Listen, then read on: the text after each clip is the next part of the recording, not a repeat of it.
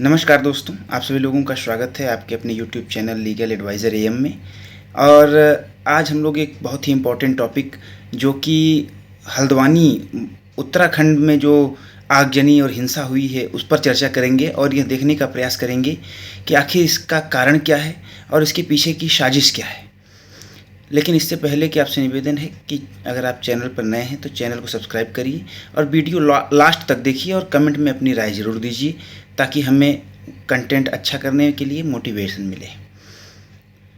तो दोस्तों, आज हम लोग जैसा कि आपको पहले बता चुके हैं कि बात करेंगे उस आगजनी और जो पत्थरबाजी हुई है हल्द्वानी में उस घटना के बारे में।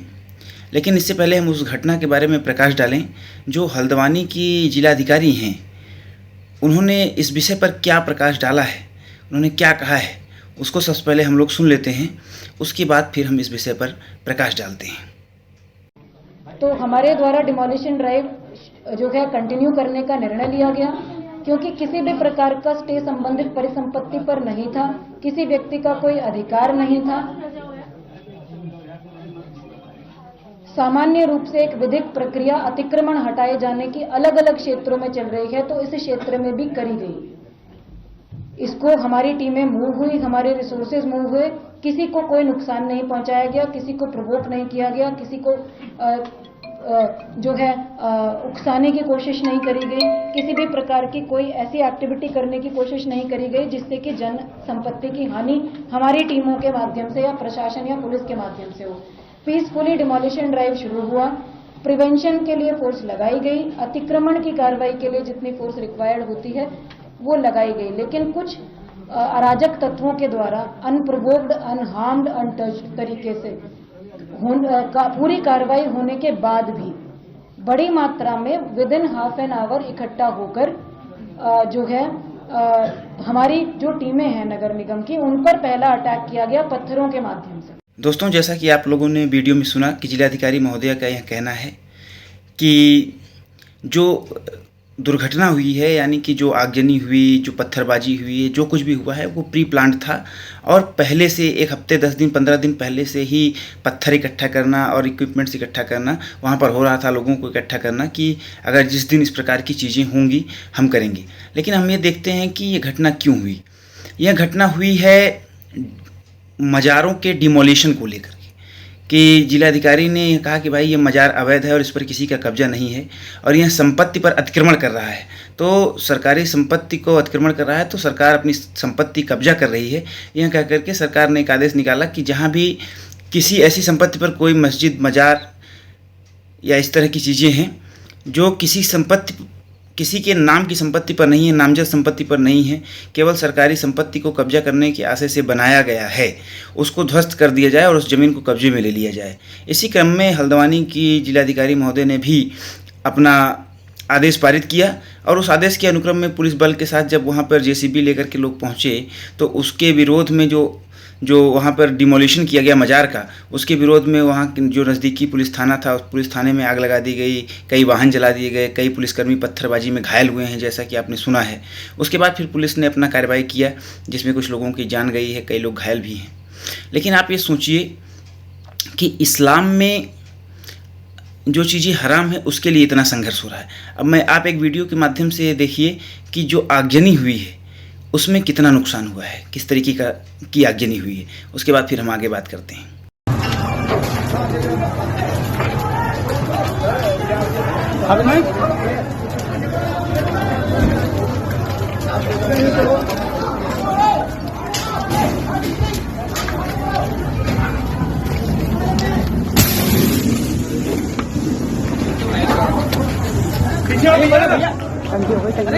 हेलो, पीछे आ जाओ, कोई बात नहीं, पीछे आओ, पीछे रहने दो, आओ पीछे आओ।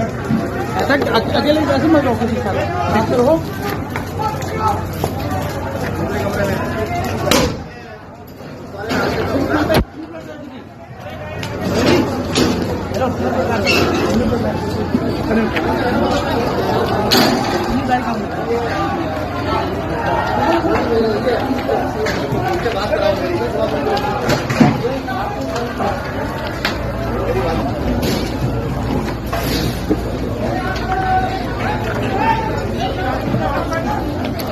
दोस्तों, आप लोग सोचिए कि देश में इतना सशक्त शासन है, उसके बावजूद भी इस प्रकार की घटनाएं अगर स्थान ले रही हैं, तो कल को अगर इनकी मनमाफिक या इनके द्वारा समर्थित या चुनी हुई सरकार अगर देश या प्रदेश में हो जाए तो यह क्या करेंगे, यह आप सोच कर देखिएगा।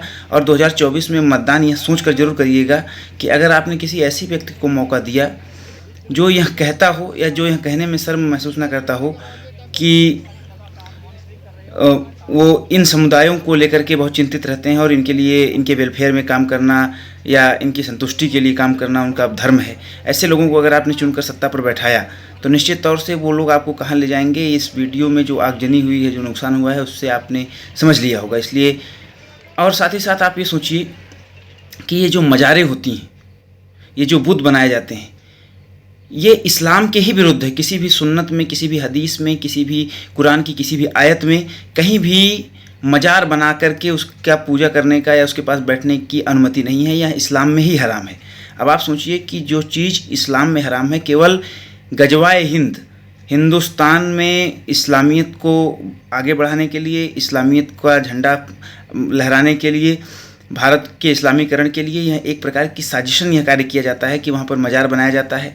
फिर हम अपने हिंदू भाइयों से भी यह अपील करेंगे कि जो मज़ारों पर जाकर के मत्था टेकते हैं, वह कृपया मज़ारों पर जाकर मत्था टेकना बंद करें। मज़ारों में कोई ऐसी शक्ति नहीं होती है, बल्कि वह आपको मूर्ख बना करके वह आपकी आस्था का भी फ़ायदा उठाते हैं। और धीरे धीरे चूँकि 4-6 लोग जाते हैं, वहाँ नज़र उतारते हैं, टोना उतारते हैं, सही हो जाते हैं, कल को वहाँ सरकार डिमोलिशन का काम करती है तो आप ही उसके समर्थन में खड़े हो जाते हैं और आप सरकार के विरोध में नारेबाजी करने लगते हैं। और आप ये भूल जाते हैं कि वो जो लोगों ने वहाँ जो मज़ार बनाई है वह केवल अवैध कब्जे के उद्देश्य से बनाई है। तो इसलिए इस प्रकार की चीज़ें अगर आपके अगल बगल हो रही हैं तो इसका विशेष ध्यान रखिए। और अब उत्तर प्रदेश के बरेली जनपद से भी एक प्रकार के पत्थरबाजी की घटना सामने आई है। उस पर हालांकि प्रशासन कार्रवाई कर रहा है, कुछ लोगों के घायल होने की सूचना है। तो आप सोचिए कि यहाँ पर दोनों जगह भारतीय जनता पार्टी का शासन है और पुष्कर सिंह धामी मुख्यमंत्री हैं, योगी आदित्यनाथ मुख्यमंत्री हैं, वहाँ पर जब इन लोगों की इतनी हिम्मत है, इतनी हिमाकत कर दे रहे हैं, तो यही मैं बार बार कर रहा हूँ कि इस विषय पर विचार जरूर करिए कि ये लोग वास्तव में मदरसे का विरोध नहीं कर रहे हैं, ये लोग विरोध कर रहे हैं CAA का। ये लोग विरोध कर रहे हैं जो UCC बिल आया है, यूनिफॉर्म सिविल कोड, उसका विरोध कर रहे हैं, जो अभी उत्तराखंड असेंबली ने पास किया है। और उसमें खास करके जो लिव इन रिलेशनशिप पर जो प्रहार किया है उस कानून के माध्यम से, क्योंकि जो ये लव जिहाद है, लव जिहाद में लिव इन रिलेशनशिप का बड़ा योगदान है। और अगर लिव इन रिलेशनशिप को लीगल करने के लिए एक टाइम पीरियड कर दिया जाए, अन्यथा उसको इलीगल घोषित किया जाए और उस पर कार्रवाई करने के लिए कोई कानून ऐसा बना दिया जाए, तो निश्चित तौर से ये जो इनका गजवाए हिंद और ये गजवाए हिंद को पोषित करने वाला ये लव जिहाद का जो ये कार्यक्रम है, इस पर नकेल कसने का काम होगा। और UCC में इस प्रकार के प्रावधान किए गए हैं, चूँकि ये इनकी जो मेन धारा है, मुख्य भावना है, उसको ये चकनाचूर करने का काम करता है UCC। इसलिए उस UCC का विरोध तो नहीं कर पाए क्योंकि वो सीधे सरकार का विरोध हो जाता। तो इस डिमोलिशन का विरोध करके उन्होंने ये जताया है कि वो अभी भी जिंदा हैं और जैसे ही उनकी शक्ति को हवा देने वाली कोई सरकार सत्तासीन होगी, वो तुरंत अपनी शक्ति का प्रदर्शन करेंगे। इसलिए आप सभी से निवेदन है कि एकजुट होकर के और ऐसे लोगों को सत्ता से दूर रखिए जो इस प्रकार की ताकतों को हवा देते हैं। जय हिंद, जय भारत।